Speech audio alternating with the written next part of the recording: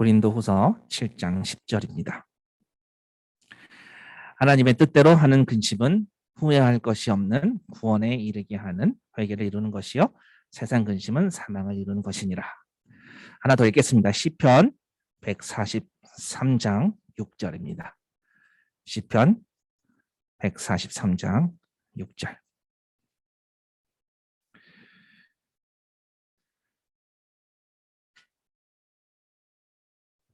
시편 143장 6절 제가 읽어보겠습니다.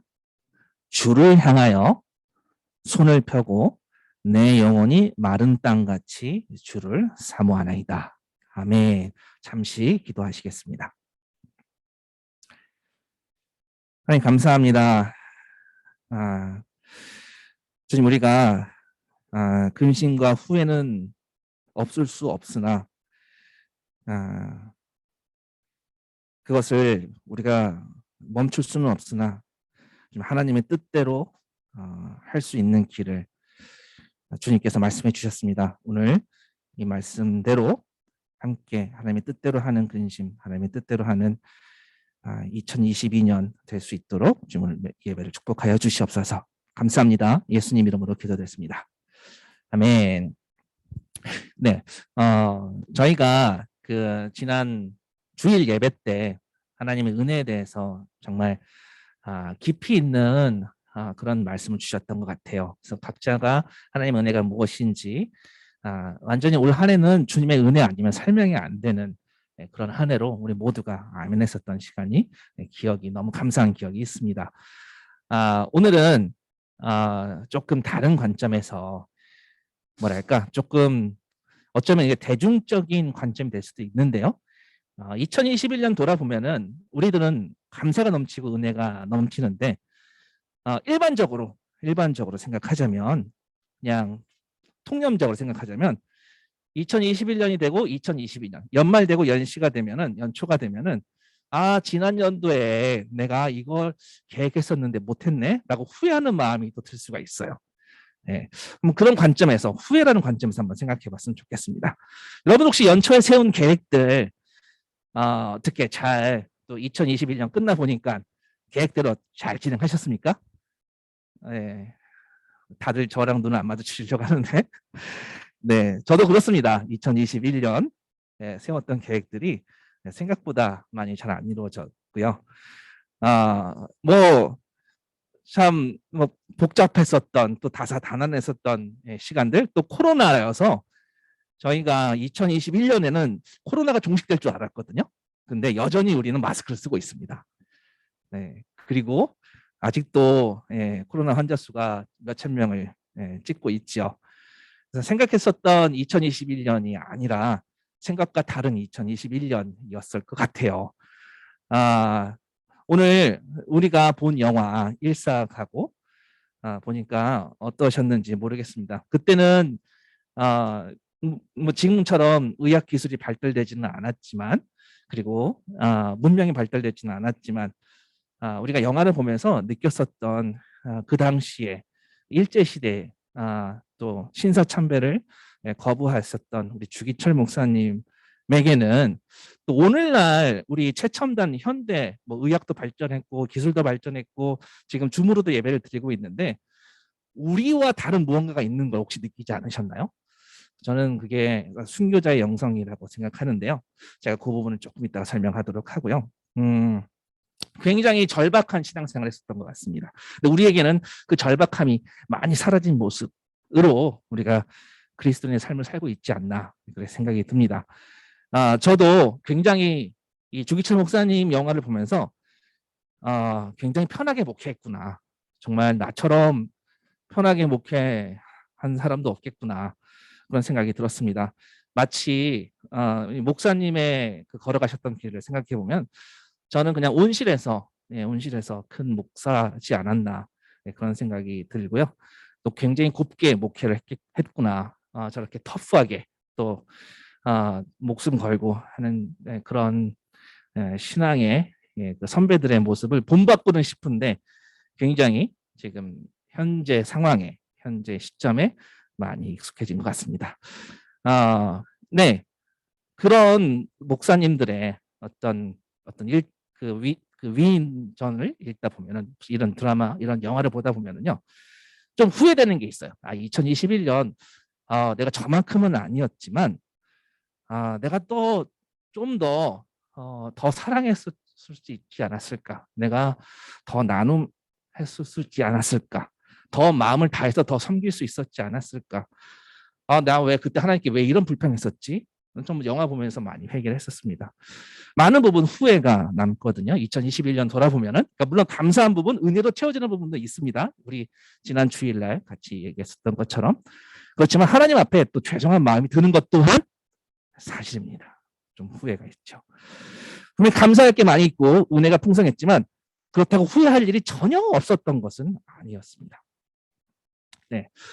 후회는 뭐 큰 후회도 있고 작은 후회도 있겠죠. 여러분은 혹시 2021년 돌아보면서 어떤 후회가 있으신지 한번 곰곰이 한번 생각해 보십시오. 저도 목회자로서 참 후회했었던 일들이 많았었고요. 네, 뭐 각자가 자신의 위치에서 했었던 후회. 뭐 2021년도에 많이 했었던 후회는 내가 그때 더 영끌해갖고 부동산에 더 투자했어야 되는데 이런 후회를 많이 했다고 합니다. 물론 지금 부동산 시장이 어떻게 될지 모르겠지만 네, 일례로 들은 거예요. 각자가 또 각자의 버전에서 후회하는 부분들이 있을 거예요. 저는 목회자로서 후회하는 부분이 있었겠죠. 오케이. 저는 이 목회자로 서기 전에 오늘 주기철 목사님 이 영화도 그렇지만 하나님 앞에 참 후회스러운 일들. 그래서 약간 좀 나는 죄인이구나 그런 마음들이 그런 마인드가 생기더라고요. 모르겠습니다. 이거를 뭐 세상에서는 후회하는 감정이라고 하는데 후회는 두 가지 종류가 있다고 오늘 본문 말씀에서 이야기합니다. 자, 본문 말씀 다시 한번 보겠습니다. 하나님의 뜻대로 하는 근심은 후회할 것이 없는 구원에 이르게 하는 회개를 이루는 것이요. 세상 근심이 두 가지가 있다고 합니다. 하나님 뜻대로 하는 근심은 후회할 것이 없는 구원에 이르게 하는 회개를 이루는 것이요. 세상 근심은 사망을 이루는 것이니라. 예, 근심과 후회. 어쩌면 뭐 감사한 제목 있지만 돌아보면은 상처가 있을 수도 있고요. 그래서 절망 가운데 있었을 때도 있을 수 있습니다. 늘 우리가 잘 나갈 때만 있었던 게 아니고 늘 감사한 일만 있었던 건 아니었습니다. 그렇지만 그렇게 후회하고 절망하고 근심해도 만약에 하나님의 뜻대로 한다면 오늘 본문 말씀에 의하면 바로 회개를 이루는 것이고 즉 죄에서 돌이켜서 주님을 바라보는 것이고 그리고 용서를 구했던 것이고 절망에 사로잡히지 않고 하나님께서 이끄시는 구원의 방향으로 전진하게끔 만들었습니다. 우리 잠깐 요 히터를 조금 줄여주시겠어요? 조금 바람이 좀 센 것 같습니다.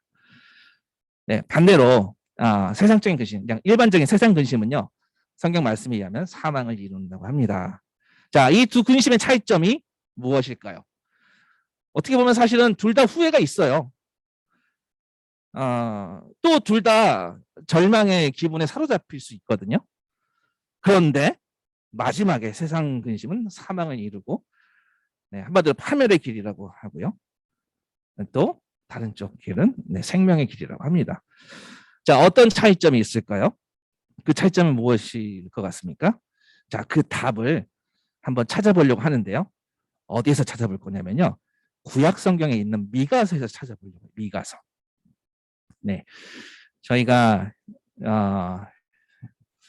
예배 드리면서 찾는 본문들이 이제 복음서도 많이 찾아보고 뭐 사도행전, 로마서, 뭐 창세기 이런 데 많이 찾아보는데 잘 안 찾아보는 데 중에 하나가 미가서인 것 같아요. 미가서 오늘 7장을 한번 보겠습니다.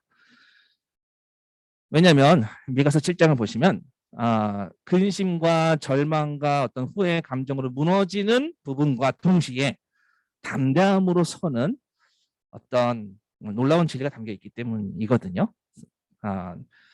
절망에 빠졌는데 담대할 수 있다. 담대하지만 절망자이다. 이런 좀 역설적인 진리가 있습니다. 네. 미가서에 있는 미가 선지자가 어떤 확신에 찬 회개를 했는지 함께 봤으면 좋겠습니다. 그의 회개는 담대함에 이끌림 받는 회개였었고 근심과 절망이었지만 주님 앞에 서게 하는 하나님의 뜻대로 하는 근심이었었습니다. 자, 미가서의 설명 한번 들어보도록 할 건데요. 먼저 한번 우리 본문 읽어보기 전에 근심과 절망에 쌓여 있는데 어떻게 담대할까? 여러분 한번 각자 생각해 보십시오. 지금 미가서를 읽어보기 전에 근심과 절망감에 뒤덮여 있는데 어떻게 담대할 수 있고 어떻게 용기가 날 수 있을까? 어떻게 그럴 수가 있어? 스스로 한번 질문을 한번 자신한테 해보시고 그리고 미가서 7장을 읽어보기 전에 한번 생각 좀 해보셨으면 좋겠습니다. 실패하고 좌절한 일들이 많고 상처가 많은데 그래서 후회와 근심이 가득한데 그래서 또 실패했다는 그런 좌절감이 있는데 그런 현실을 목도하면서 동시에 담대함, 자신감, 용기를 얻는다고요? 좀 말이 안 되지 않나요? 그런 생각이 들 수 있습니다. 처음에도 제가 2021년 돌아볼 때 감사와 좌절 아마 각자 여러분들이 다 갖고 있었을 거라고 생각합니다. 어떻게 그 실패한 일들을 그대로 두고 좌절했었던 일을 그대로 두고 그냥 처리하지 않은 상태에서 처리하지 않은 상태로 2022년 넘어가면 후회가 많겠죠. 그러면 과거를 생각하면 마음도 착잡하고 너덜너덜 할 텐데 그럼 2022년에 나아갈 수 있을까요?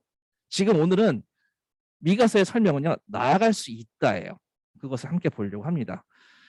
어떤 분은 뭐 이 모든 과정을 다 지나서 하나님의 은혜를 완벽하게 회복하고 그것을 기뻐하는 사람들이 있을 수 있지만 누군가는 아직도 여전히 마음속에 어디엔가 무의식적으로 후회가 2021년을 후회로 생각할 수도 있다 이겁니다. 그거는 내가 다 된 줄 알고 다 은혜로 덮은 줄 알고 다 지나온 줄 알았는데 나름 잘했다라고 자처했는데 문득문득 가슴이 저려올 수도 있고 문득문득 어떤 나를 괴롭히는 마음이 들어올 수도 있거든요. 물론 다 그런 건 아닙니다.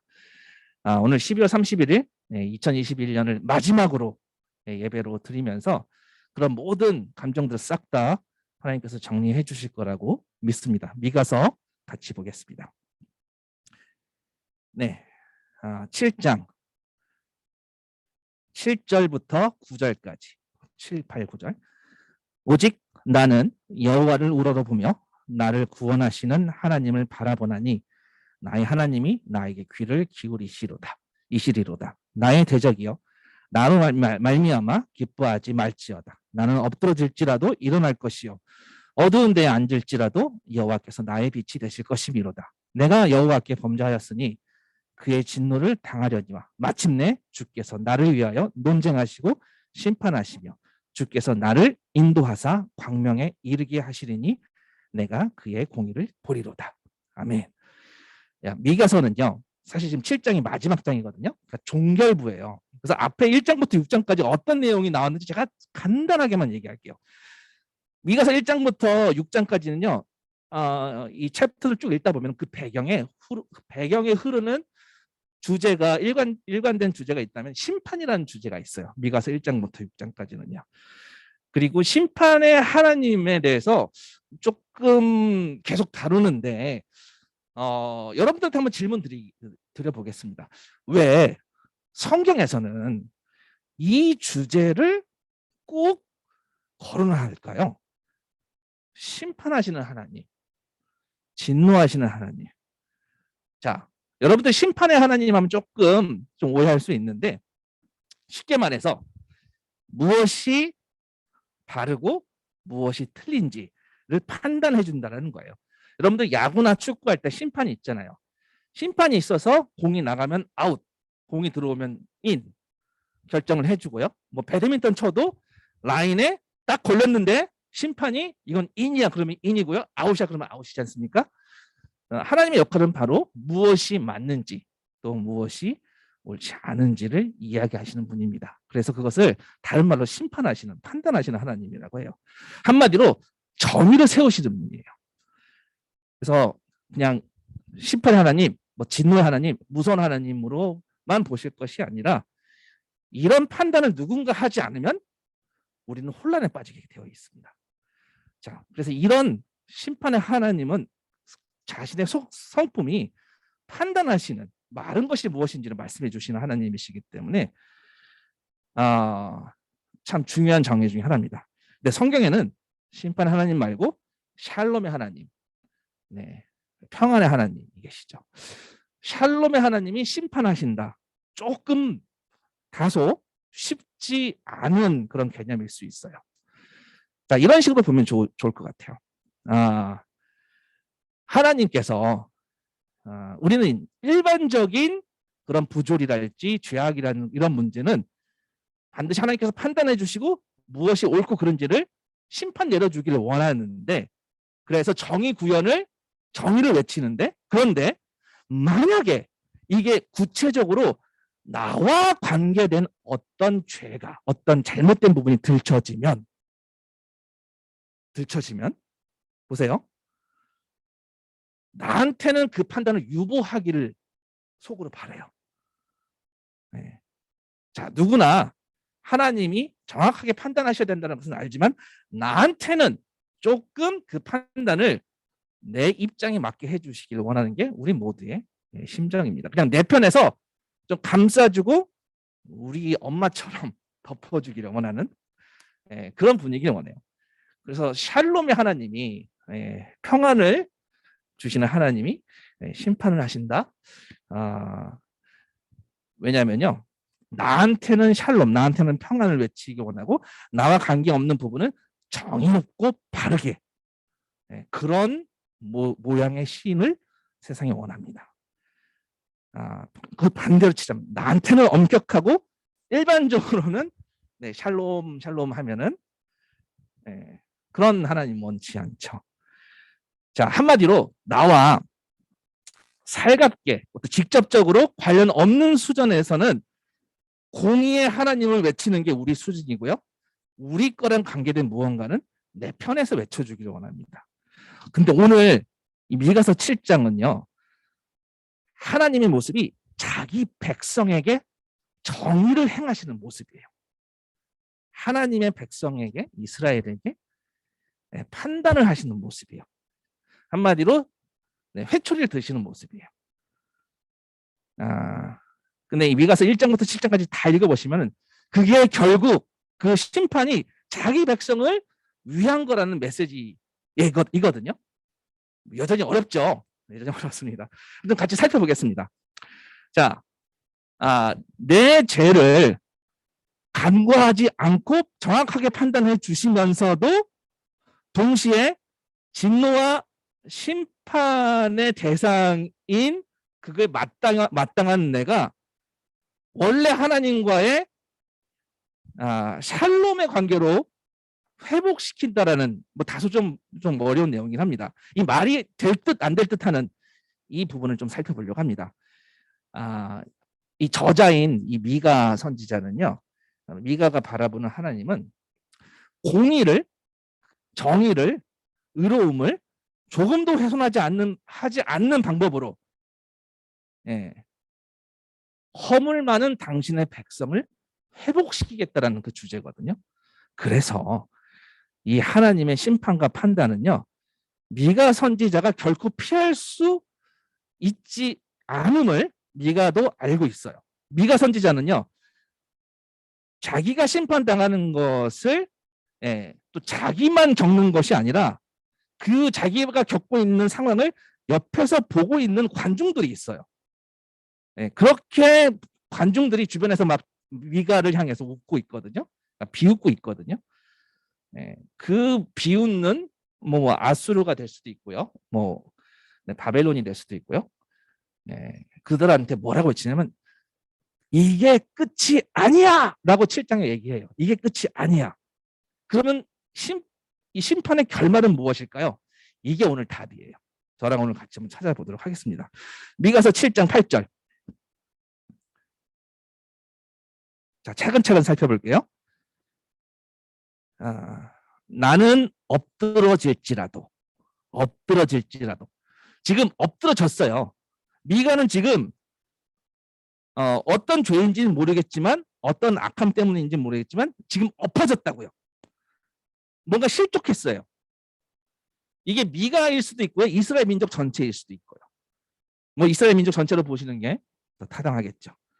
우상 숭배 때문에 하나님과의 관계가 바르지 않았기 때문에 그래서 아수르로 바벨론으로 이렇게 내어쳐지는 어떤 영적 감각에서 민족적 감각에서 나오는 이야기일 수도 있습니다. 개인의 죄일 수도 있고 민족의 죄일 수도 있고 뭐 둘 다일 수도 있고. 그참 불공한 건 뭐냐면요. 현재 미가는요. 뭔가에 걸려 넘어졌어요. 지금 엎어져 있어요. 무엇에 엎어져 있을까요? 답은 자신의 잘못으로 인해서요. 그게 9절에 뭐라고 되어 있냐면 내가 여호와께 범죄하였다라고 되어 있습니다. 내가 여호와께 범죄하였습니다. Because I have sinned against him. 자신이 하나님께 죄를 지었기 때문이라고 분명하게 얘기하고 있어요. 죄로 넘어졌어요. 자신의 악함으로 넘어졌다라는 거예요. 본인은 확실히 이게 내 죄악이야 라고 인정하고 있는 상황이에요. 미가는 다른 사람을 탓하고 있지 않습니다. 자신의 죄를 맞다고 인정합니다. 자, 8절에 보면 나의 대적이여 나로 말미암아 기뻐하지 말지어다. 기뻐하지 말지어다. 적군한테 내 대적한테 내 편이 아니라 남의 편이죠. 네. 여기에서 우리가 픽업할 수 있는 것은요. 지금 대적들이 원수들이 지금 미가 선지자를 보고 있고요. 그리고 그 모습이 엎어진 모습이 너무나 기쁜가 봐요. 기뻐하고 있어요. 미가는 자신의 오점으로 죄악으로 뭔가 잘못으로 지금 엎어져서 무너져 있거든요. 그런데 이 상황을 옆에서 보고 있는 주변인들이 깔깔깔깔깔대고 웃고 있어요. 기뻐하고 있다는 거죠. 미가를 보고 참 잘 됐다 이러고 있는 거죠. 주위 사람들이 꼴 좋다 하면서 이야기하는 거죠. 야, 네가 하나님 하다 보니 아이고 꼴 좋네 이런 상황이라고 보시면 좋겠습니다. 네가 말하는 그 하나님이 너가 지금 범죄해서 너가 그렇게 당하고 있는 거구나. 아이고 쯧쯧쯧 하는 거라고 보시면 됩니다. 자, 미가는요. 자신이 잘못한 건 알겠는데 자신의 죄인 건 알겠는데 진짜 착잡하고 견디기 힘들겠죠. 주변에서 그걸 기뻐하고 조롱하고 있습니다. 오늘 주기철 목사님 영화에서 보면 주기철 목사님 굉장히 조롱당하지 않습니까? 우리는 굉장히 목사님 보면서 목사님과 마음이 합해지면서 그 조롱당하는 저 목소리에 너무나 막 화가 나지 않습니까? 근데 미가는 본인이 직접 당하고 있습니다. 어떻겠어요? 그걸 기뻐하고 있는데. 자, 쉽게 말해서 야, 너 자꾸 하나님 거리더니 꼴 봐라. 그렇게 마치 일본 순사가 얘기했었던 것처럼 너 하나님 어디 있어? 뭐 이렇게 하고 있고 박수 치고 있다는 거죠. 사실 마음 아픈 거는요. 뭐 어쩔 때는 같은 교회 안에서도 누군가는 그 세상의 목소리를 대변해서 할 때가 있다라는 게 우리 교회는 그렇지 않습니다만 그럴 때가 있다라는 게 참 마음 아프죠. 네. 자, 이 대적들은 기뻐하고 있습니다. 현대적 의미로 우리끼리의 의미로 살펴보자면 세상의 목소리를 대변하는 거겠죠. 그렇게 하나님 예수 부르더니 결국 그렇구나. 결국 그 꼴이구나. 예.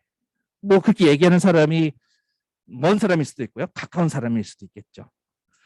너 하나님 일한다고 하더니 뭐 사역한다고 하더니 선교한다고 하더니 뭐 목회한다고 하더니 뭐 교회 출석한다고 하더니 너 지금 그렇게 그 처지야? 그 꼴이야? 그 모양이야? 바벨론은 끌려갔어? 아이고 어두운 역사가 야, 너 같은 사람들이 없으면 어두운 역사가 안 써지겠네 하면서 막 조롱하는 거죠. 뭐 경제적 어려움을 통해서 어떤 그런 조롱을 당할 수도 있고요. 뭐 다양한 종류의 조롱을 겪고 있는 거라고 보시면 되겠습니다. 이 세상에서는 그렇게 하면 안 돼. 그렇게 예수 외치면 통하지 않아. 하면서 이제 조롱하는 그런 목소리일 수도 있습니다. 자, 그때 미가는 기뻐하지 말지어다 라고 외쳐요. 기뻐하지 말지어다. 9절에 뭐라고 합니까? 본인이 인정해요. 나는 그의 진노를 당하려니와 그의 진노, 하나님의 진노죠. I will bear the indignation of the Lord. 내가 주님의 진노를 내가 짊어지겠다. 이런 얘기겠죠. 내가 짊어지리라. 지금 현재 나의 악함이랄지, 실수랄지, 오점이랄지 이런 것 때문에 하나님의 진노 아래에 있다는 것을 지금 미가는 알고 있어요. 자, 미가는 하나님의 사람이죠. 하나님의 백성이지 않습니까? 네, 바로 우리랑 같은 입장이라고 보셔도 됩니다. 우리도 하나님의 백성이라고 그렇게 믿는 백성들이기 때문에 바로 믿는 백성의 대표로 미가를 보시면 되겠습니다. 바로 내 옆에 김모모 자매가 될 수도 있고요. 이모모 형제가 될 수도 있고, 이 형제 자매의 대표 주자를 미가라고 보시면 되겠습니다. 이 미가는 주님의 이 진노함을 보고 나의 이 죄악을 판단하는 하나님의 진노를 보고 당연하다, 나는 마땅하다라고 이야기하고 있어요. 하나님이 나에게 이런 판단을 하고 이런 심판을 하고 이게 아니야, 잘못된 거야 라고 했던 것은 너무나 당연하기 때문에 나는 당하는 게 맞다라는 입장이에요. 내가 그것을 감당하겠다. 내가 주님 앞에 죄를 범했고 나는 도망가지 않겠다. 맞이하겠다. 그 판단을 듣겠다. 그 심판을 받겠다. 그 실패의 시간을 당연하게 걸어가겠다라는 의미입니다. 통상 우리는 이 미가의 고백처럼 잘 안 됩니다. 이런 상황에서 주로 우리는 블레임하죠. 블레임 게임을 합니다. 이건 네 탓이야, 네 탓이야. 내가 아니야. 내가 이 상황이었기 때문이야 하면서 나의 어떠함을 인정하지 않고 탓으로 돌리기 마련입니다.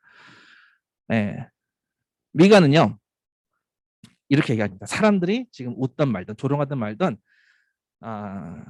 저기 기뻐하든 말든 하나님이 지금 나에게 이 시련을 주고 이 아픔의 순간을 주고 이 고난의 시간을 주시고 이 형벌의 시간을 당하는 것은 당연해라는 관점이에요. 지금 미가는 내가 짊어지겠습니다. 마치 우리 주기철 목사님 같죠. 잠시만요. 7절 나의 하나님이 나에게 귀를 기울이시로다. 나의 하나님이 나에게 귀를 기울이시리로다. 자, 미가의 고백은요. 뭐예요? 나의 하나님 나에게 귀를 기울이시리로다. My God will hear me. 하나님이 나에게 귀를 기울이실 거예요. 도대체 이 자신감은, 이 당당함은 어디서 나올 걸까요? 자, 지금 하나님의 진노가 임하는 상황이에요. 미가는 이게 자신의 죄악으로, 자신의 어떤 악함으로 당하는 시간이라고 스스로 인정했어요. 그리고 옆에서 사람들이 조롱하고 웃고 있고요. 그런데 하나님이 귀를 기울이시리로다. 왜요? 왜 귀를 기울이실까요?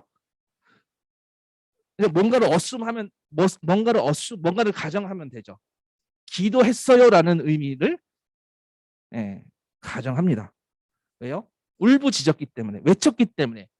마치 우리 오늘 본문 말씀, 시편 말씀처럼 다윗의 기도처럼 주를 향하여 손을 펴고 내 영혼이 마른 땅같이 주를 사모하나이다. 갈급하나이다. 주님,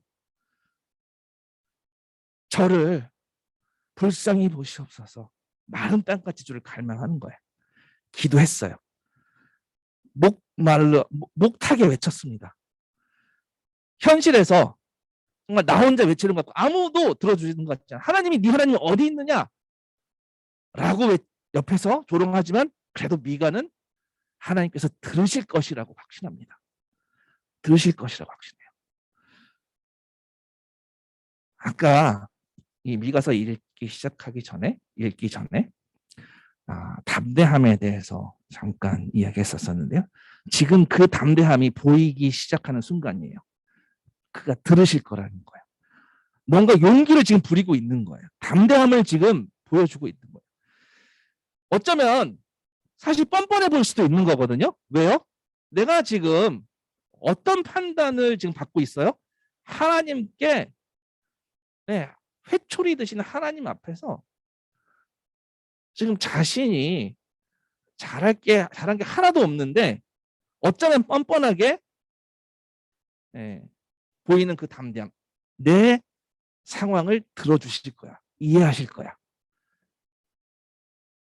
굉장히 확신과 담대함에서 나옵니다. 그 담대함이 없었다면 여기서 주님이 귀를 기울이실 거라는 자신감을 부릴 수가 없었겠죠. 내가 죄를 지었으니까, 하나님 앞에 범죄했으니까 내 기도는 안 들으실 거야. 그게 아니라, 아니에요. 그게 아니죠. 저는 어렸을 때 교회에서 이 얘기 참 많이 들었습니다. 하나님이 너 기도를 왜 안 들어주신 줄 알아? 너 죄가 있어서 그런 거야. 그거 해. 그렇기 때문에 하나님이 침묵하시는 거야. 근데 오늘 본문 말씀이라면 완전 틀려요. 적어도 오늘 본문 미가서 7장에서는요. 그럼에도 뻔뻔하게 담대함으로 하나님께 가고 있는 미가의 모습을 샘플로 보여주시는 거예요. 절망에 빠져 있지만, 실패감에 사로잡혀 있지만, 뭔가 지금 엎어지고 자빠져 있지만 주님 앞에 나아가는 배짱이 있는 거예요. 그 담대함, 바로 그 담대함의 열매가 바로 미가서에서 말하는 나의 하나님이 나에게 귀를 기울이시로다, 이 고백이 되는 겁니다. 주의 백성이요, 주를 향하여 손을 펴고, 우리 다윗의 고백처럼 내 영혼이 마른 땅같이 주를 사모하나이다, 갈망합니다, 계속 붙드는 거죠. 왜? 주님께서 결국 그의 신부의 목소리에 귀를 기울이시기로 이미 언약을 하셨거든요. 그건 변치 않으시거든요. 거기에 확신을 갖고 뻔뻔해 보이지만 배짱으로 내 기도를 들으실 거야 라는 확신이 있는 겁니다.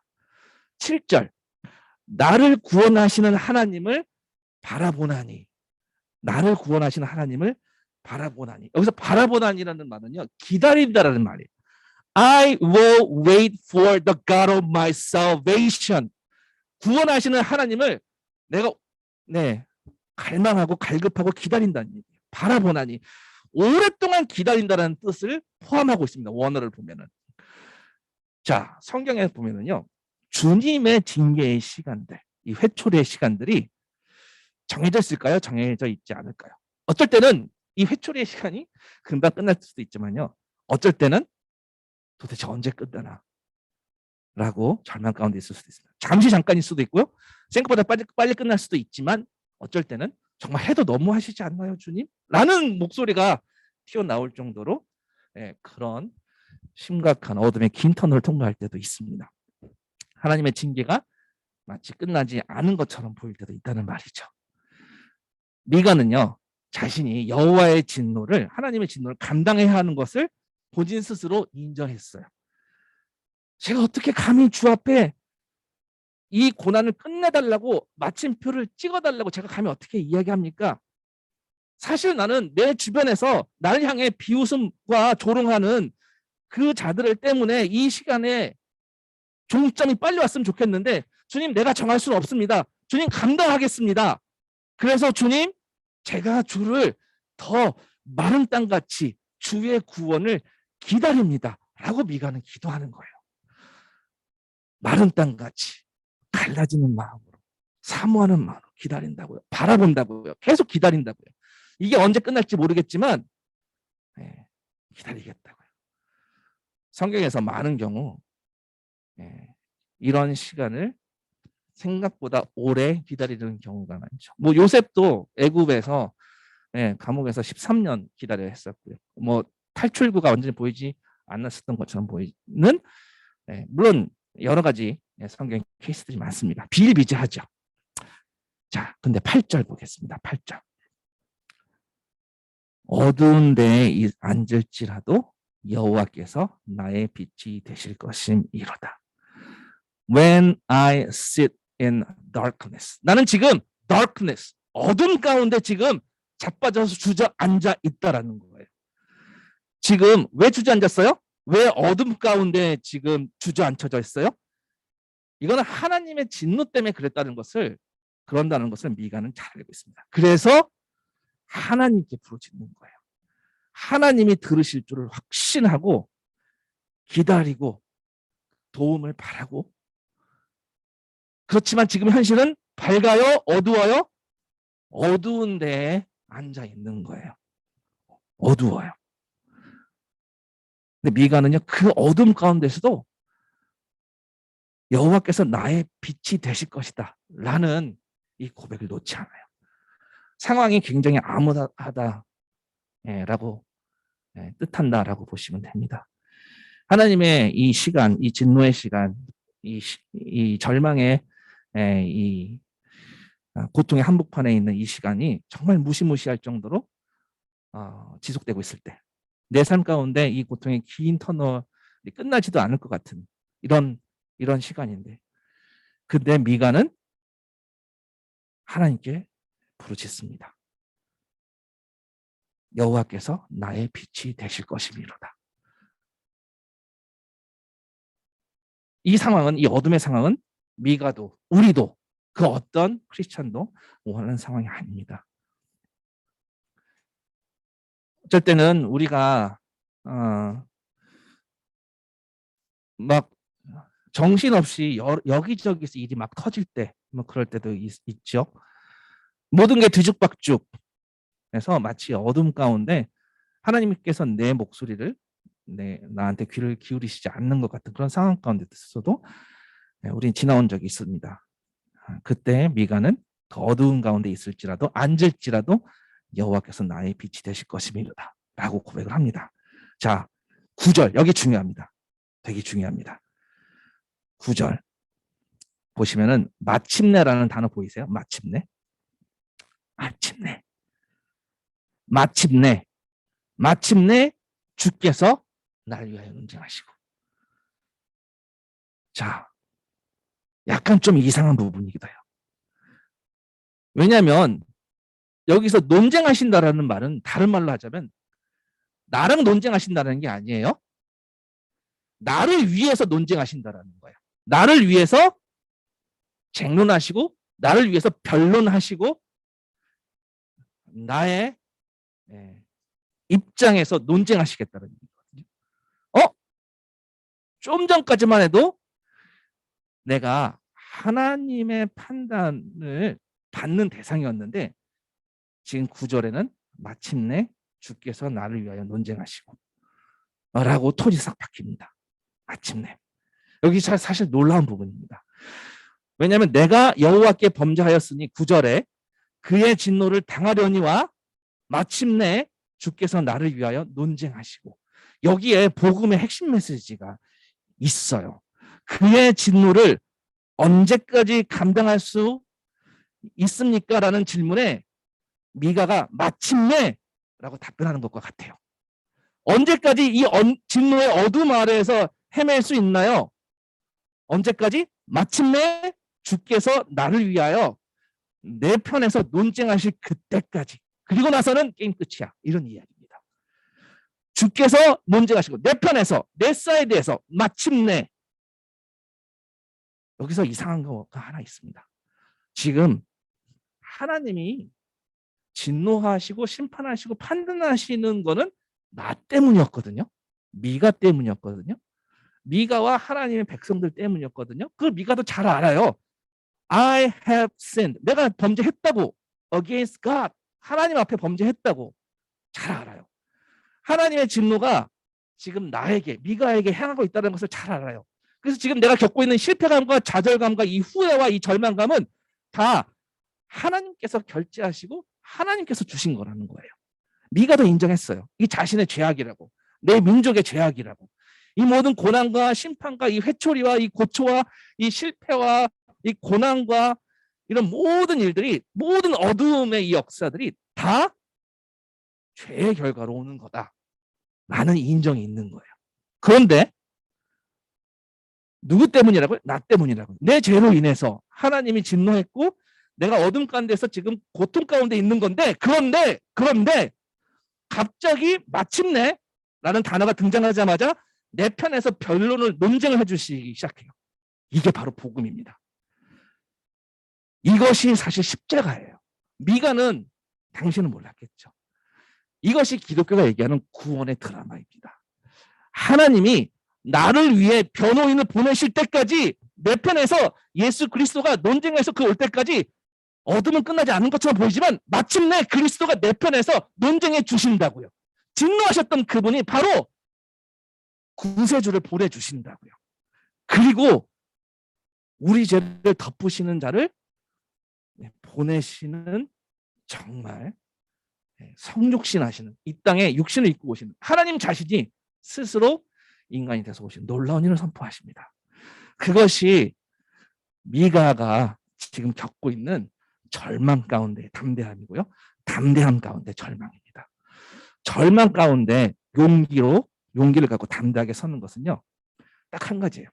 미가는 언약을 믿고 있어요. 절대 내가 하나님의 백성이라는 이 사실을 놓치지 않고 있어요. 절망감에 사로잡혀 있는데, 답답한데, 근데 지금 마침내 이 하나님의 진노가 변호로 바뀌는 순간이에요. 여러분들 이 진노와 변호가 동시에 올 수 있다고 보십니까? 말도 안 되는 거죠. 법정에 서 보십시오. 변호사와 검사가 같이, 판단자와 변호사가 같은 편에 있을 수 있나요? 없어요. 그건 불가능한 겁니다. 여러분도 이거 보셔야 됩니다. 동시에 하나님의 진노와 하나님의 변호가 동시에 있다는 거. 그래서 그리스도인의 삶은 이렇게 설명합니다. 다소 복잡할 수 있지만 역설적으로 경이로운 삶입니다. 그리스도인의 이런 부분들을 심플한 답으로 말씀드리기는 어렵지만 우리는 주로 십자가에서 그 답을 찾습니다. 사실 우리 주기철 목사님 영화 보면은 하나님 왜 저렇게 당하게 내버려 두시나요? 라고 묻고 싶을 때가 너무 많아요.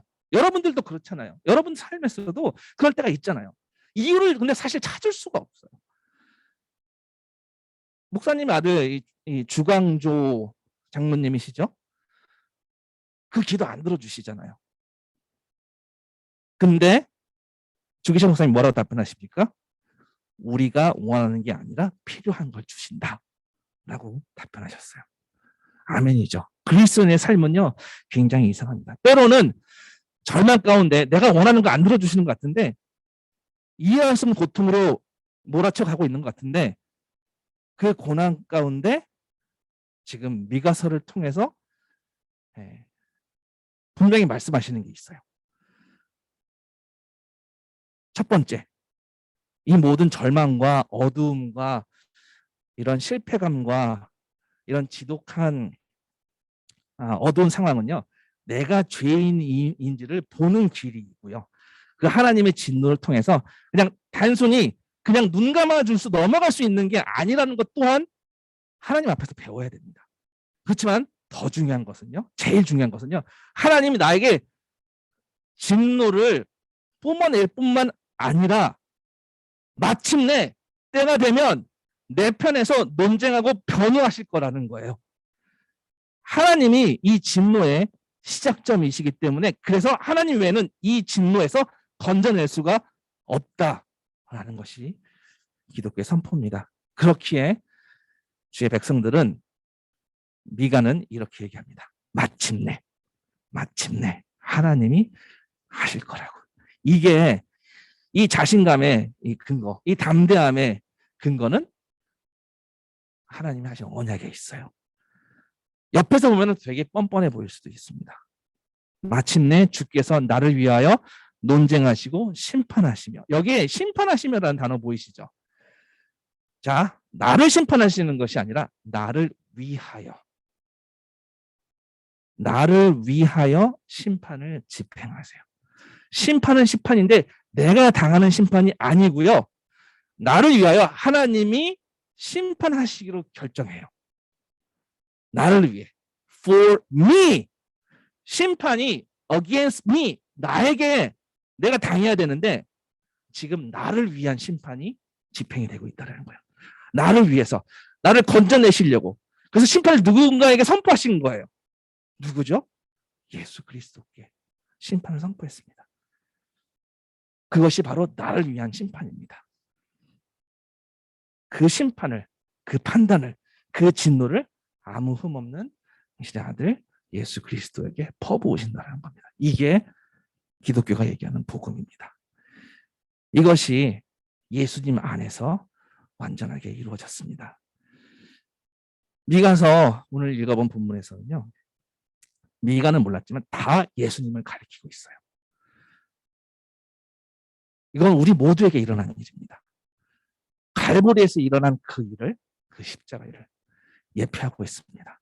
나를 멸하고 나에게 진노가 임했어야 되는데 그 심판이 나의 변호자이신, 나를 위해 쟁론해 주신 예수님께 떨어졌다라는 거예요. 9절에 주께서 나를 인도하사 광명에 이르게 하시리니. 너무나 멋진 신앙 고백입니다. 주기철 목사님처럼 막 막고 있는데, 막 감옥인데요. 그가 나를 빛으로 인도하실 것이다. 어둠 가운데서 나를 끄집어내서 광명으로 나를 이끄실 것이다. 미가도 그렇게 고백합니다. 그래서 우리 백성들, 하나님의 백성들 이렇게 고백합니다. 이 어둠이, 이 실패가, 이 좌절감이, 이 절망이 결코 우리를 사로잡지 않는다라는 것을 우리는 잘 알아요. 여러분 2021년에 어떤 속상한 일이 있으셨는지 모르겠습니다. 하나님의 은혜라고 감사한 일이라고 얘기했지만 여전히 아직도 남아있는 게 있다면 대부분 없을 거라고 생각합니다. 우리 미가서 말씀에서 어떻게 나아가야 하는지 같이 봤으면 좋겠습니다. 결국 미가서에서 뭐라고 합니까? 광명에 이르게 하시리니. 이 모든 것을 믿고 신뢰하고 기도로 나아갔고요. 미가서 말씀은 결국 진노가 온 쪽에서, 하나님 쪽에서 결국 구원도 올 것이라는 그 확신이 있었어요. 그가 내 편에서 논쟁하시고 변론해 주실 거라는 거죠. 사실 원래 그 심판이 나를 파멸로 이끌었어야 되는 그 심판이 이제 그 심판의 방향이 십자가로 향합니다. 그리고 나를 위하여 예수에게 그 십자가의 진노가 임합니다. 이 일로 우리는 영원히 빛 속으로, 빛의 자녀로 살아가게 되었습니다. 이 절망 가운데 주님 앞에서는 담대함이었기 때문이었습니다. 결국 결말은요, 하나님이 언약을 신실히 지키시고 마침내 당신의 언약 백성을 회복시키고 모든 것을 다 복권시킬 거라는 겁니다. 주기철 목사님 목사 복권 됐죠? 네. 성도의 신분이 끝까지 우리가 그리스도의 정체성으로 지켰었던 그 모습이 하나님이 다시 세워주실 거라는 거예요. 여러분 2021년에 혹시 잃었던 것들이 있었습니까? 뭐 후회되었던 것들이 있었습니까? 우리 2022년에는 하나님이 어떻게 복권시켜 주실지 모르겠지만 오늘 미가서 말씀을 통해서 조금 비약이지만 완벽하게 회복해 주실 거라고 한번 기대하고 소망해 봤으면 좋겠습니다. 겉보기에 여러 닥치는 일들이 하나님이 어디 있을까라는 의심도 있을 수 있지만 결국 결말은, 그래서 2022년은 마침내 하나님 쪽에서 변론하시고 내 편에서 논쟁하실 거라고, 그런 소망을 한번 가져봤으면 좋겠습니다. 15절 보면, 7장 15절 보면요, 애굽 땅에서 나오던 날과 같이, 어떻게 해요? 애굽 땅에서 나오던 날과 같이 죄의 속박에서 건져주신 같이, 이미 우리에게 너는 더 이상 애굽 소속이 아니야 라고 승리를 선포하신 같이 너무나 확신에 차서 그렇게 이끄실 거라고요. 그것은 하나님의 자신감이에요. 하나님의 언약에 근거한 거예요. 그 주님의 은혜에 근거한 거예요. 그래서 우리한테는 실패가 결말이 될 수가 없습니다. 결코 하나님께서 자기 백성을 내어버리시지 않습니다. 2021년 돌아보면요, 여러분들 실패의 시간이 있었을 수도 있습니다. 내 삶에서 지우기 힘든 오점이 있는 시간이 있었을 수도 있습니다. 저는 이 시간을 이렇게 정의했으면 좋겠다, 여러분에게 권하고 싶습니다. 왜냐하면 그 시간 통해서 하나님이 누구이신지 알려주시려고, 하나님의 은혜가 무엇인지 보여주시려고 저는 그렇게 믿고 싶습니다. 시험과 실패의 그런 시간들과 하나님의 은혜의 시간은요, 사실은 한 짝이에요. 그것이 지금 미가가 이야기하는 겁니다. 정의 하나님, 진노의 하나님, 심판 하나님, 판단의 하나님, 구원의 하나님, 은혜의 하나님이세요. 두 가지를 함께 받아들이는 거. 그래서 심판이야말로, 판단이야말로 긍휼과 복음을 담고 있습니다. 미가는 이 하나님이 심판의 하나님, 정의의 하나님, 진노의 하나님이셔서 비로소 마침내 은혜의 힘을 이야기해요. 정의와 심판의 공의의 하나님이 나에게도, 한마디로 하나님의 백성에게도 예외 없이 적용되셔야 해요. 왜냐하면 우리도, 하나님의 백성도 다, 당신의 백성도 죄인의 신분이거든요. 어쩌면 소극적인 의미로 이 심판의 의미는 한시적으로 어쩔 때는 우리 주변에 있는 누군가를 이용해서, 혹은 뭐 적을 이용해서, 이스라엘에게는 바벨론이나 아수르를 이용해서 이렇게 백성의 고난을 허락하십니다. 그런데 미가는 이렇게 고백합니다. 여호와께 범죄하였으니 진노를 당하려니와, 그럴 수는 있으려니와, 이 심판의 하나님, 이 진노의 하나님이 또한 용서의 하나님이고 은혜의 하나님인 것을 알고 있기에 미가는 마침내라는 단어를 쓰는 겁니다. 자, 다시 한번요. 이 진노의 하나님과 은혜의 하나님, 이 텐션을 성경은 어떻게 해결합니까? 이 텐션을 해결하시는 존재가 있어야 바로 유일하신 참 하나님이십니다. 그것을 미가가 주가 하나님과 같은가? 유일하신 참 하나님, 이와 같은 분은 없다라고 합니다. 이 땅에 그 누구도 정의로우면서, 판단하면서, 심판하면서 동시에 자비를 베풀 수는 없어요. 거룩한 하나님이 죄인을 가까이 할 수 없으신데 기꺼이 함께 품고 계시기를 언약했다라는 거예요. 다시 한번요. 거룩한 하나님, 심판의 하나님, 진노의 하나님은요, 우리를 언약하시기에 큰 리스크가 있습니다. 그래서 이 언약과, 이 은혜의 언약과 공의의 하나님 사이에는 엄청난 텐션이 존재합니다. 이 긴장을, 사실 성경 전체는 이 긴장감으로 가득해요. 여러분도 성경을 읽을 때 이 긴장을 심각하게 좀 무게감 있게 묵상하셨으면 좋겠습니다.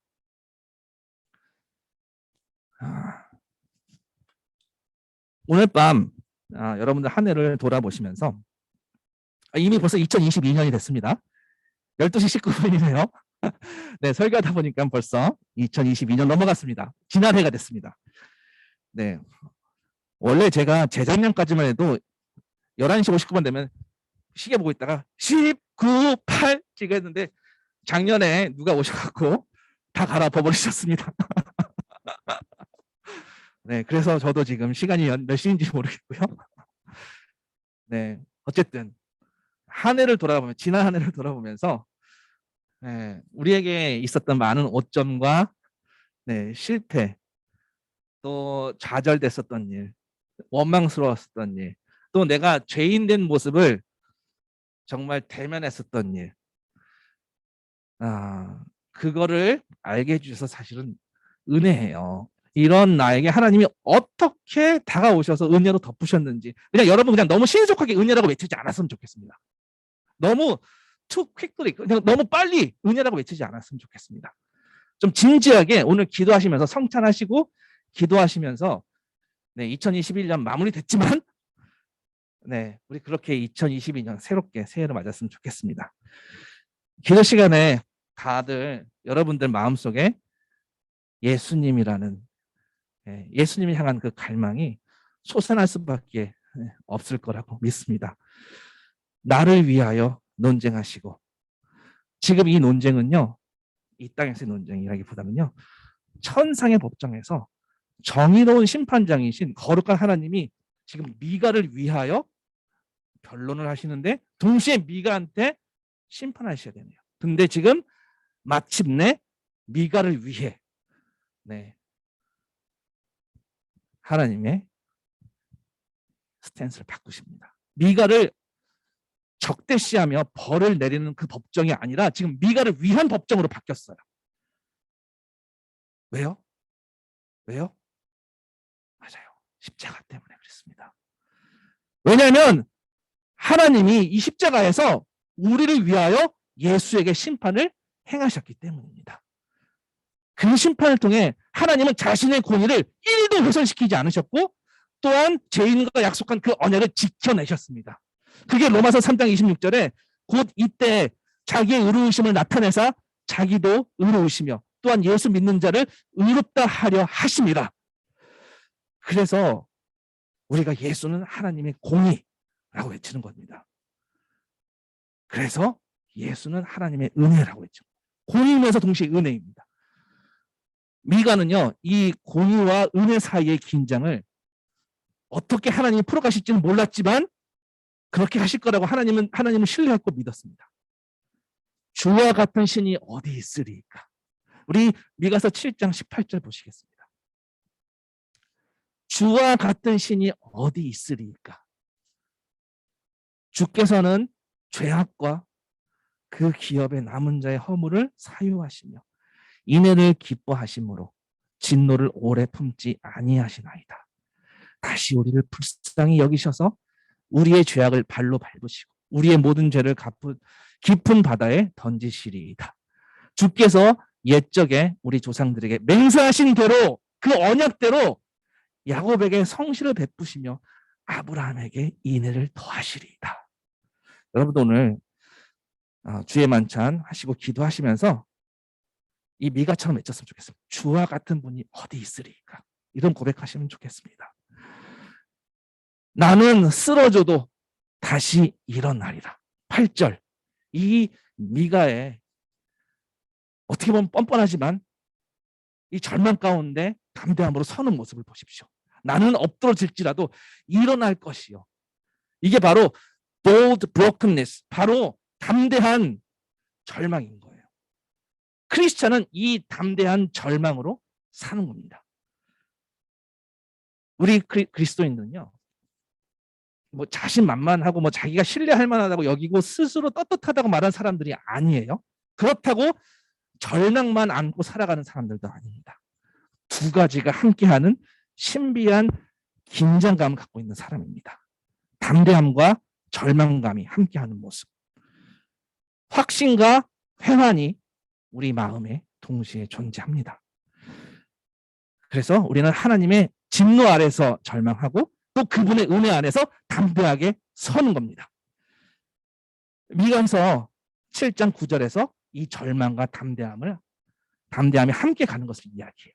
내가 여호와께 범죄하였으니 그의 진노를 당하려니와 마침내 주께서 나를 위하여 논쟁하시고 심판하시며. 내가 하나님께 한 어떤 절망적인 일과 후회되는 그 일로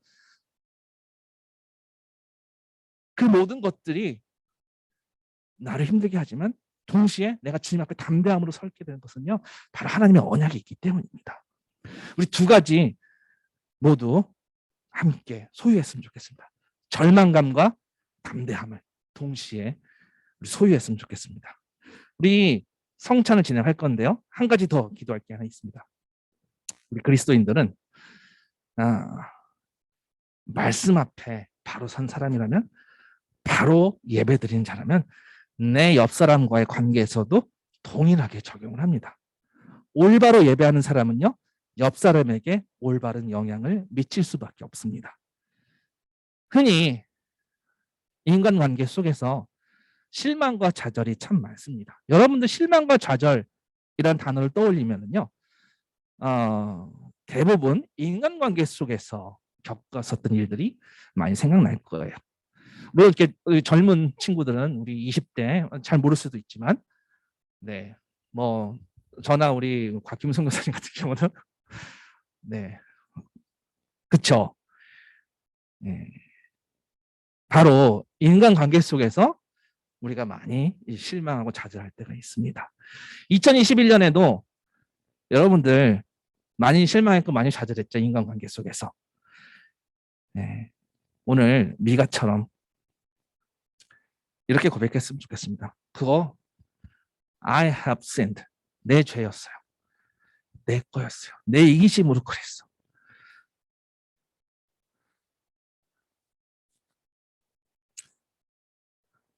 우리가 실수가 많습니다. 그래서 옆 사람에게 잘못할 때가 많아요. 그러면 그 옆 사람은 상처를 받죠.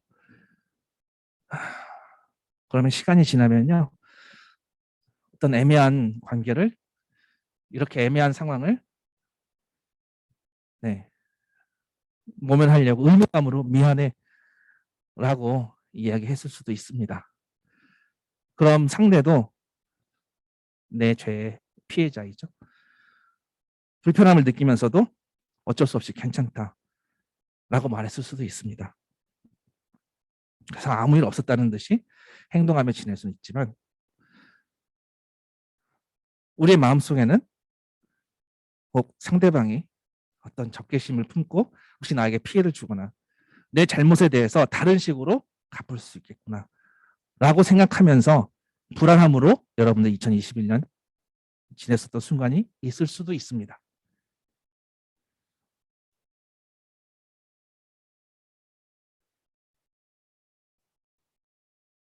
그래서 괜히 마음이 불안해서 어떤 피해가 있지 않을까 괜히 살펴보기도 하고, 이런 잘못된 감정의 사이클에 사로잡힐 수 있을 수 있죠.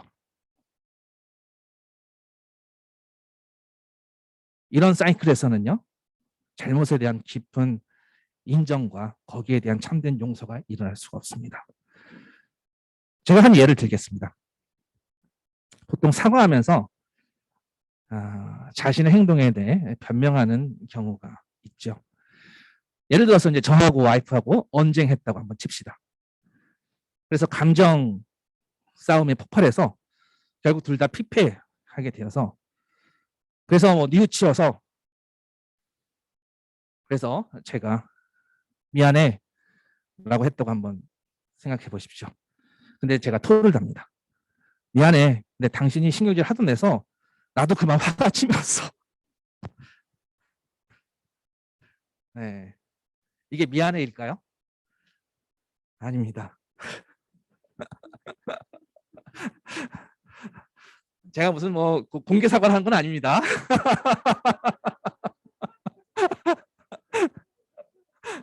마치 그런 걸로 오해할 수 있기 때문에. 네. 자, 그렇게 얘기하면은 상대도 이렇게 얘기했다. 괜찮아. 하루 종일 애들 때문에 스트레스 받았어. 애들 때문에 지쳤어. 라고 했다면 이 대화는 어떤 대화일까요? 미안해라고 와이프한테 얘기했지만 사실 와이프 탓을 하는 거고, 와이프가 예민하지만 않았어도 이런 일 없었을 텐데라는 이야기를 하는 거겠죠. 뭐예요? 이거는 내 문제가 아니라 내 외부에 문제가 있다는 자세죠. 그리고 와이프도 애들 때문에, 그것도 변명이죠. 진짜 중요한 문제를 비껴가는 거예요. 결국 미안해라는 말은 진정성이 없는 겁니다. 와이프도 사과를 제대로 받아들이지 못하는 거고요. 결국 용서도 진정으로 못하는 겁니다. 이런 식으로 관계가 고착되는 경우가 2021년에 있었을 수도 있습니다. 제가 미국에서 아이들 키우면서 제일 처음에 가정교육 할 때 가르쳐주는 단어가 sorry 해야지, say sorry 라고 합니다. 그러면은 아이들 잘 따라해요. 근데 진정으로 잘못을 깨닫고 뉘우치는 게 아니라 순간 모면하려고 하는 그 sorry만 학습하는 거죠. 우리끼리는 sorry가 그런 의미예요. 진정성이 없습니다. 그런데 미가서 7장 9절은 완전 다릅니다. 미가서 7장 9절은 완전 다릅니다. 내가 범죄하였으니 제가 잘못했습니다. 아담 이후로 늘 옆 사람을 원망했고요. 근데 여기 미가는요, 제가 잘못했습니다. 내가 범죄하였습니다. 하나님, 내가 범죄했습니다. 이거예요. 여보, 당신이 화를 냈어도 내가 덮지 못했어. 내 감정의 문제야. 하나님, 제가 범죄했습니다. 긍휼을 구합니다. 주님, 회복시켜 주십시오. 여기에 대한 하나님의 답변은 뭘까요? 그 답변은 십자가에서 주어집니다. 알겠다. 내가 약속한 대로 너를 용서한다. 나의 진노와 심판을 내가 감당하였으니 하나님이 이렇게 말씀하십니다. 이제 너를 용서한다. 우리 이 진정한 용서를 배웠으면 좋겠습니다. 이 십자가의 이 진정성을 따라갈 때 그 어떤 관계도 회복될 수 있습니다. 우리는 계속해서 내 잘못이 아니라는 악순환의 사이클 있는데 그 끊을 수 있습니다. 그리고 나서 마음속에서 우러나는 진정 어린 뉘우침으로 서로를 향해 죄를 고백하고 그 잘못의 대가를 인정하고 상대를 온전히 용서하고 다시 사랑하는 겁니다. 오늘 성찬식 하면서 오늘 말씀 되새기기 원합니다. 잠시 기도 음악 올려주시고요. 아까 초반에 말씀드렸던 것처럼 성찬은 개별 성찬을 하겠습니다. 오늘은. 그래서 앞에 제가 빵을 뜯어 놓을 테니까요. 내가 그리스도의 제자라고 고백하신 분들, 내가 십자가밖에, 이 땅의 유일한 진정성은 십자가밖에 없습니다 라고 고백한 사람들은 앞에 나오셔서 제가 좀 이따 잘라놓겠습니다. 포도주와 주님의 몸을 상징하는 빵을 하나씩 가져가셔서 각자 자리에서 기도하셨으면 좋겠습니다.